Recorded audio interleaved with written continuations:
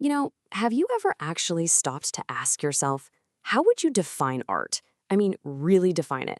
For a lot of us, the very first thing that pops into our heads is some specific physical object, right? Maybe a famous painting hanging in a museum somewhere, a beautiful sculpture, a poem, or even a play. And, well, yes, it's absolutely all of those things, but it's also so much more than just the medium itself. It is quite literally the expression of our human experience. Welcome to This Explainer. Today, we're going to demystify this massive, honestly, kind of sprawling concept. We're going to break down exactly what art is, how it's actually made, and why it holds such incredible, enduring power over us. We're basically taking a massive philosophical concept and making it super easy to digest. So let's dive right in. All right, here's our quick roadmap for today. We'll be looking at 1. Defining the art experience. 2. Objective versus subjective perspectives. 3. Fine arts versus applied arts. 4. Traditional versus digital art. 5. Artistic roles. And finally, 6. The power of art. Let's get to it. Okay, section 1, defining the art experience. Form, content, and imagination. Let's establish a really solid foundation of what we actually mean when we throw around the word art. So, if we're looking for a strict baseline, Webster's dictionary defines art as the conscious use of skill and creative imagination, especially in the production of aesthetic objects. But what does that really mean for us on a practical level? Essentially, it's all about taking the ordinary things in our lives and making them totally extraordinary. It's a uniquely human endeavor, one that is tied directly to our culture. It asks those big, deep questions about who we are and what we truly value. Now, you probably noticed the word aesthetic in that definition. Aesthetics is basically the philosophical argument about the very nature of beauty. It deals heavily with our notions of taste and our cultural conventions. And establishing this term right off the bat is absolutely crucial because it explains exactly how we judge art based on our own unique, culturally informed perceptions of what's good or what's bad. It's actually the exact reason why you and a friend might passionately, completely disagree over whether a movie was a total masterpiece or an absolute waste of time. Moving on to section 2, objective versus subjective perspectives, changing how we look. It's time to talk about changing the way we actually look at these creative works. Most of the time, our very first reaction to a piece of art is entirely subjective. It's a gut feeling, an emotion. We're simply deciding if we instinctually like a piece or not. But developing an objective view is really what we're aiming for. This means stepping back and analyzing the physical characteristics, the form, and the materials to uncover a deeper meaning. Now, it's not about just turning off your emotions, not at all. It's about finding those visual clues that help you understand exactly what the artist is trying to tell you. Which brings us to section 3, fine arts versus applied arts, aesthetics versus utility. Now we're going to categorize art based on its fundamental core purpose. We can actually pit fine arts directly against applied arts to see how they tick. Think of fine art like, say, the Mona Lisa. It's created primarily for aesthetic enjoyment and cultural expression. These pieces are unique, they're often abstract, and they usually have absolutely no practical, everyday use. Applied arts, on the other hand, have a clear functional intention right alongside their design. I mean, just look at the chair you're sitting in right now. Sure, it was designed to look appealing, but its primary number one job is to hold you up. Applied arts are also often tied to commercial viability and mass production. But even with all those stark differences, it's really vital to see how these two worlds overlap. Both are used to decorate and enhance our visual world. Both communicate complex ideas and emotions. They can utilize the exact same materials, like metals or fabrics. And a fine artist might also dabble in applied arts. At the end of the day, both rely entirely on creative expression to enrich our daily lives.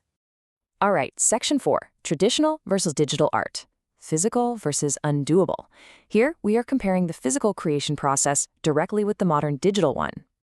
The practical differences here are pretty wild. Traditional art uses physical media. We're talking paint, charcoal, clay. Mistakes? Well, they're permanent, or at least very hard to fix. But that actually adds a certain unique quality and rarity to the work. Digital art, however, is created using digitally coded information. It's incredibly forgiving, mostly because of everyone's absolute favorite feature, the undo button. Plus, it can be easily mass-produced with just a few clicks. Now, some traditionalists will argue this mass production inherently lowers its value. Yet, here is a super fascinating twist. Despite that ease of mass reproduction, digital artwork is increasingly fetching prices that completely rival traditional one-of-a-kind pieces. This is largely driven by the rise of NFTs and crypto art, which create a brand new kind of verifiable scarcity in the digital space. It really just proves that the medium itself doesn't dictate the art's ultimate value or the intense emotions it can evoke. Let's move to Section 5, Artistic Roles. Telling the human story. Let's look at exactly how art goes about documenting and explaining the world around us. Take portraiture, for example. For thousands of years, capturing a likeness wasn't just about showing what someone looked like, it was really about projecting power and solidifying class structure. Just take a look at this absolutely stunning bust of the Egyptian Queen Nefertiti from around 1370 BCE. It doesn't just show her face, it exemplifies royalty, beauty, and absolute authority, effectively documenting the highest-ranking members of a society for all of history. And we see a remarkably similar role across the globe when we look at this imperial portrait of the Chinese Emperor Xianfeng from roughly 1855. Notice those hyper-realistic patterns and the incredibly vivid colors of his robe and the throne. The art here is actively working to exalt his authority. It's communicating his absolute power to literally anyone who looks at it. But beyond just capturing royalty, art basically maps our entire existence. It records our natural surroundings through detailed landscapes. It prioritized and documented intense scientific accuracy long before cameras were ever even invented. Applied arts enhance our everyday world through product design. And art even stretches way beyond the physical realm to explore the rich, unseen worlds of spirit, myth, and fantasy. Which brings us to our final stop today. Section 6, The Power of Art. Driving social change. Let's explore how art actively shapes the society we actually live in. Consider the AIDS memorial quilt. This was a completely monumental piece of art created as a profound expression of grief and defiance. It transcended pure aesthetics to serve a critical, real-world purpose. By memorializing victims and raising massive public awareness, the artwork actually inspired action that led to tangible changes in public health policy, directly improving access to testing and treatment. We see that exact same world-changing power in Pablo Picasso's famous painting Guernica. Completed back in 1937, this massive mural depicted the bombing of a Basque town. It served as an incredibly powerful anti-war statement, utilizing the visual medium to impartially document and bring massive global awareness to the horrors of that conflict. It still stands today as an undeniable historical document of protest. Art is also an incredibly powerful narrative tool. Take Jacob Lawrence's Migration series. He used stark situational compositions to paint the harsh realities of the African American experience.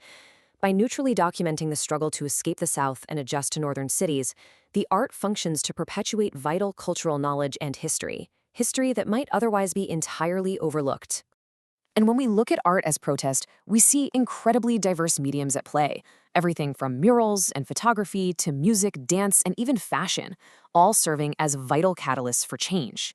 These creative outlets provide a universally accessible form of self-expression. They bring people together in solidarity around shared social causes, and ultimately, they give a powerful, resonant voice to those who might otherwise go totally unheard. So we've seen how art defines our aesthetics, how it serves both highly practical and cultural functions, and how it has historically driven radical societal change. All of this leaves us with one final, pretty provocative thought to take away from this explainer today. As our world continues to rapidly evolve, how will the art we are creating today shape our collective future tomorrow? Thanks so much for joining this explainer. And remember, next time you see a piece of art, don't just look at it, really read it.